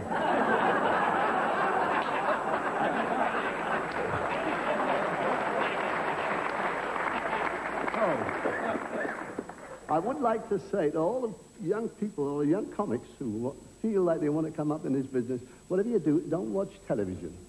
Because if you do and you watch the people, you'll only get steeped in mediocrity. So all you've got to do is to save up the money and go see this fella here. Because if you can think you can do what he does, then you have a place. Because this man is a Chippendale in a room full of G-plan furniture. Thank you, Eric. Ken Dod, this is your life.